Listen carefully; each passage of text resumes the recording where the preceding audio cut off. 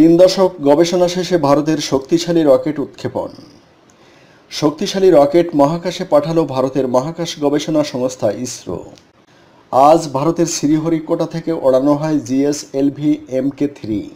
জানা গেছে ইতিহাস সৃষ্টি করে মহাকাশে পৌঁছে গেছে এই রকেট। আজ থেকে 13 বছর আগে এই রকেট পাঠানোর পরিকল্পনা নেওয়া হয়েছিল, কিন্তু আমেরিকা CE-20 ইঞ্জিন ব্যবহার করতে বাধা দেওয়ায় সেটা সম্ভব হয়নি। প্রায় 3 দশক ধরে এই প্রজেক্ট নিয়ে হয়েছে গবেষণা। ইসরোর এই সাফল্যই খুলে দেবে ভারতের দ্বিতীয় চন্দ্র অভিযান চন্দ্রায়ন-2 এর পথ, যেখানে চাঁদে মানুষ পাঠানোর পরিকল্পনা রয়েছে ভারতীয় মহাকাশ বিজ্ঞানীদের। ইসরোর প্রাক্তন চেয়ারম্যান কস্তুরী রঙ্গন জানিয়েছেন, প্রায় 15 বছর ধরে এই রকেট বানানো হয়েছে, খরচ পড়েছে 300 কোটি টাকা। এই পরীক্ষা সফল হলে ভারত মহাকাশচারীদের বহন করতে পারে এমন উপগ্রহ কক্ষপথে পাঠাতে পারবে।